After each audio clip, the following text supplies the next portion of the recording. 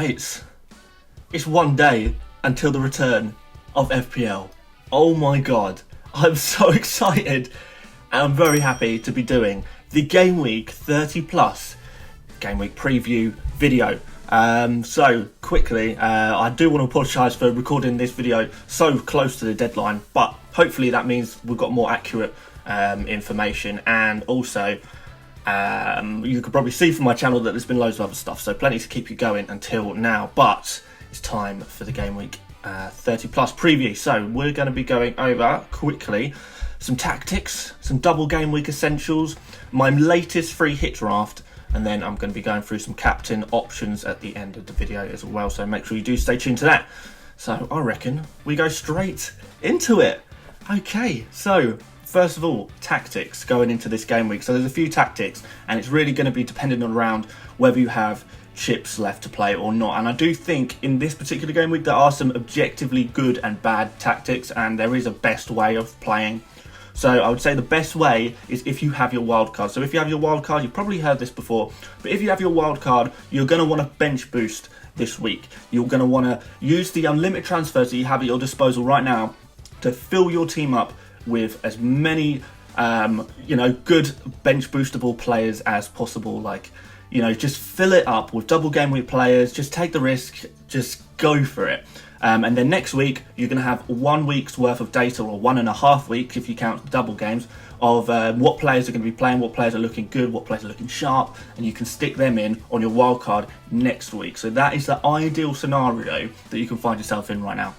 The second option, and the tactic I'm having to go with, having already used my wildcard, is to use the free hit chip. Now, the free hit chip, if you do use it, it's going to revert your team back to whatever you had it across the break, like during the what it would have been game week 38. If you made transfers throughout the break, game week 38, that's going to be your team. So if you want to check what team you will have to revert back to after you use your free hit, your team in game week 31 will look exactly what it looks like when you click on the points tab on your FPL app on your computer or mobile. So that is the team you'll be left with. So if you look at that team now, you're happy with it, then I would definitely recommend going with a free hit. Just loading up again with some really strong double game week players. And because you're not using a bench boost, you don't need to use much money on your bench at all.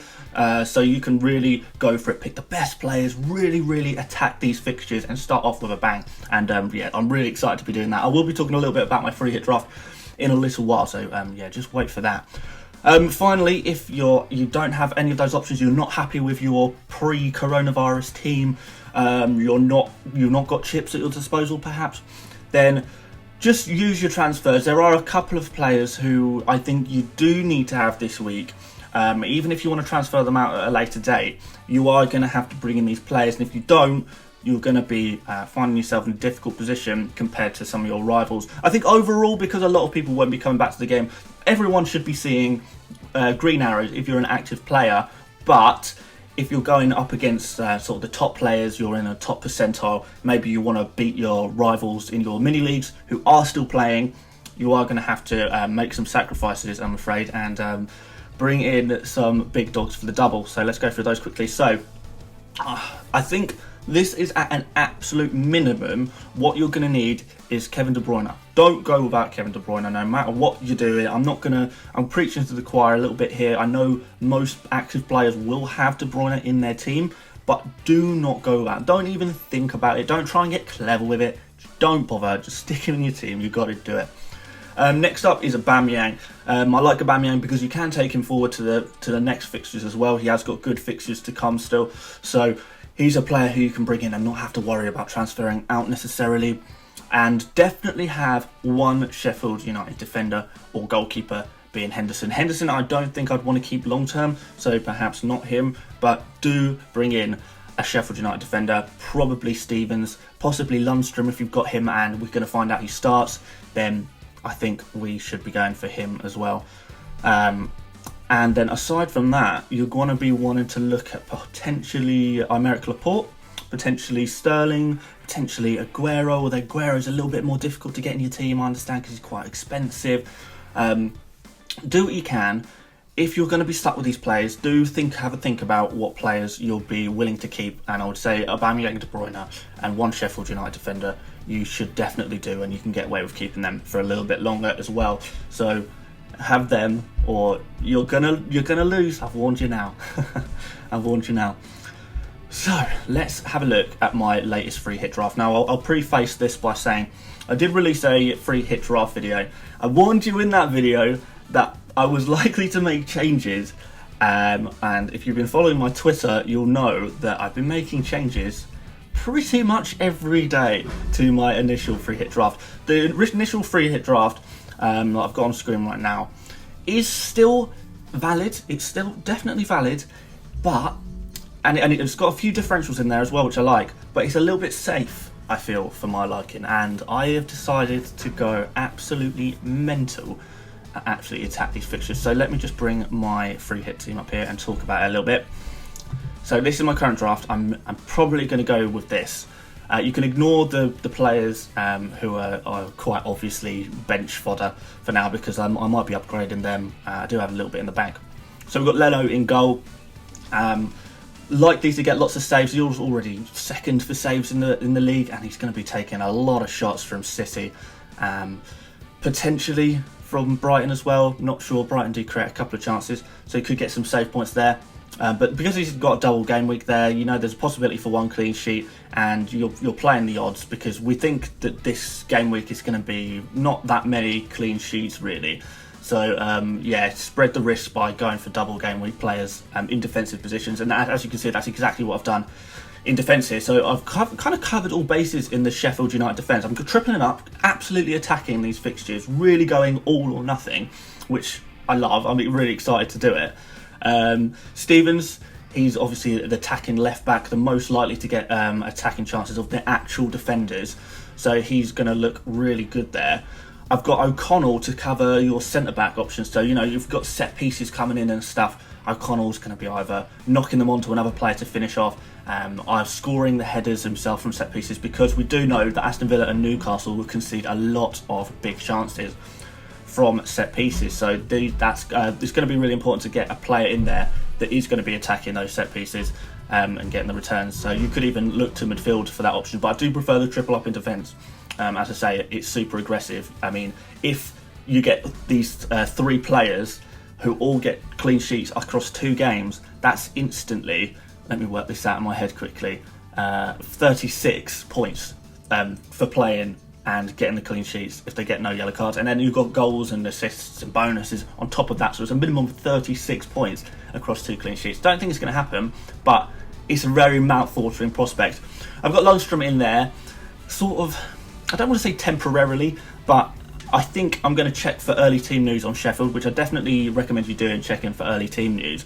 And if Lundstram's starting, that really excites me to have him in there, because across friendlies for Sheffield United and the break, he's scored a couple of goals. He's looking fit and firing. He's posted on his Instagram page that he's raring to go. So that's really exciting for me. And up until now, Lundstram was out of the equation, but obviously playing, scoring in the friendlies, looking really raring to go. New contract on the cards. You know, I think this could be a great week for John Lundstram. Moving into midfield, De Bruyne and Sterling. De Bruyne, very obvious why he's in. Grealish, I would say, is pretty obvious why he's in as well, as the only option for Aston Villa across the double. So I do recommend having him in, although I don't have massively high hopes for Grealish. You never know, he could nick a goal. And then Sterling, perhaps not so obvious, but amongst City fans reckon that if anyone else is going to start in that midfield, it's most likely to be Sterling rather than Mahrez, Sane, Bernardo Silva in the wing positions. Sterling's the most likely to get 2 games. And City's games are spread out quite a little bit. They play on Wednesday and then they play all the way on Monday. So it's not like they've got 2 crammed together games. So I do think there's a good chance of Sterling having 2 games. Not necessarily starting, probably definitely start 1, but perhaps get a good amount of minutes of the second. And obviously he's second for expected assists and goals this whole season, but he hasn't been finishing them. But you know, he's a quality player. Form's out the window now, which gives Sterling a really nice chance to come in there and get something. I really think it could happen. I'm expecting plenty of goals for City across the 2 games. So let's attack it and let's see what happens. Pulisic, returning from an injury. He was injured around Christmas time, I believe, which led him to miss a lot of games. In fact, I don't even know if he played any games after Christmas, to be honest. But he regained fitness just before the break, so he's going to be now fully fit. He's been training for months and months, so that's not really a concern there. And the other consideration is Mason Mount, but Pulisic across lesser games is getting sort of the same amounts of big chances as Mount. So Pulisic, I think, is going to be the player with Tammy Abraham versus Aston Villa, who will be a tired Aston Villa, remember. And Pulisic and Abraham are hopefully going to do some bits against Aston Villa. So Pulisic is the player I've gone for there. Mostly because I want to cover forwards for the Wolves game with Jimenez. Obviously, Wolves play West Ham, so there's going to be plenty of chances there. West Ham famously rubbish at the back. Jimenez, an absolutely awesome player, well worth the value. And I think he's going to be one of the top scoring single game week players in this week. He has to be, surely. And you've just got that game covered. So I know a lot of people have Doherty, maybe Bolly. I doubt they'll have any other midfielders. They'll maybe have Jota. But if you have one Wolves player and you make it an attacking one, I feel confident that I've got that game covered as well. So that's where the 2 non-double game week players come in. You're covering fixtures where people might be actually outscoring you, even though they're only playing 1 game week. So that's covered there. And up from Aubameyang, again, very obvious why he's in there. The only good Arsenal player, really. So he's going to be definitely worthwhile having in your team. And Aguero. Aguero is Aguero. If he plays, he scores. It's as simple as that. He's a player who could easily get sort of 20, 25, 30 points this week.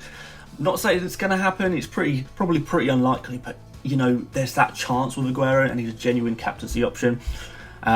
Speaking of which, I've talked about this free hit draft too much, I think, but maybe that helps you sort of think about players a little bit more as well, even if you're not free hitting.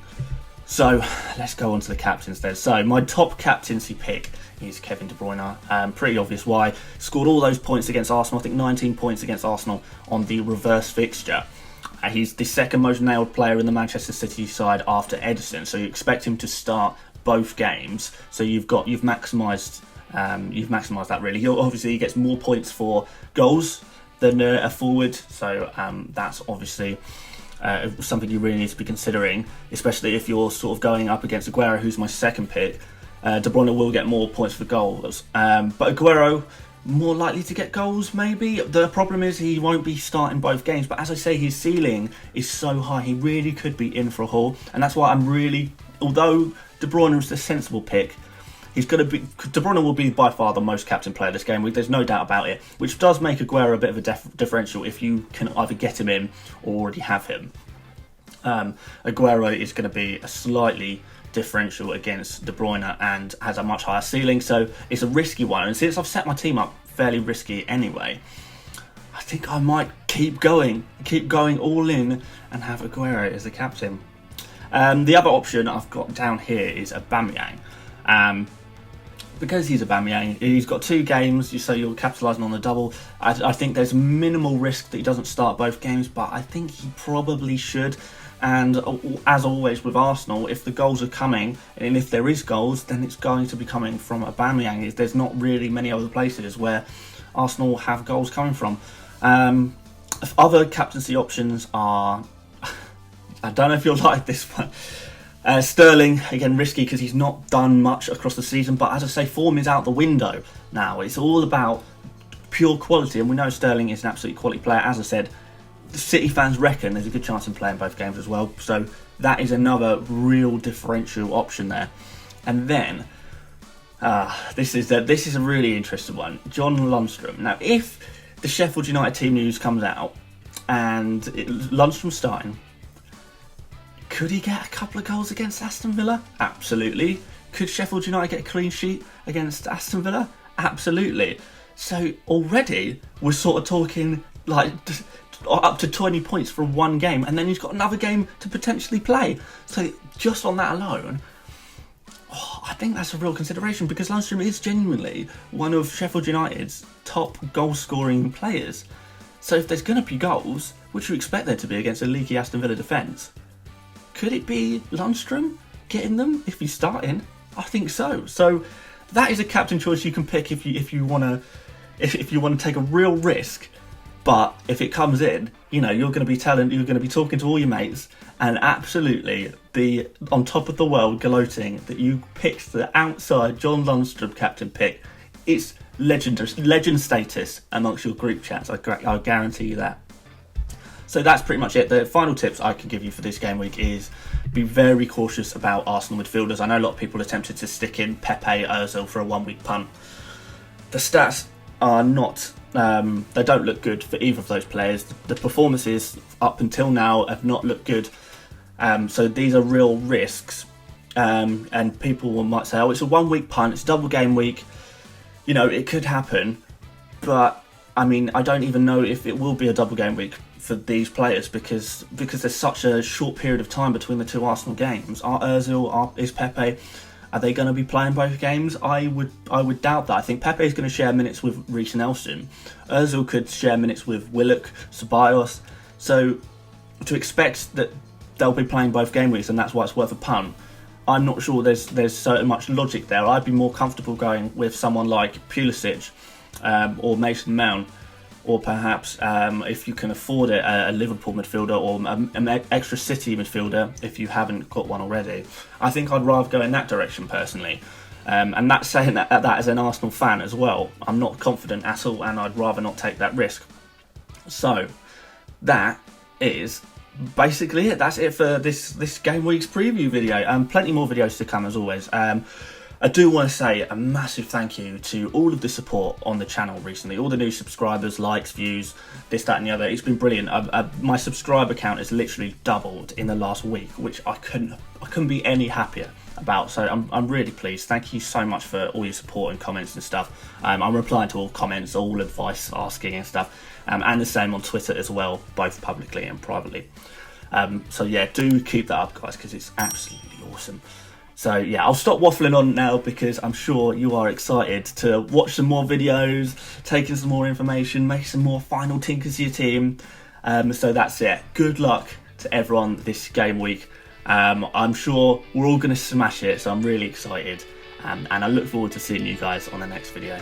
Catch you later, mates.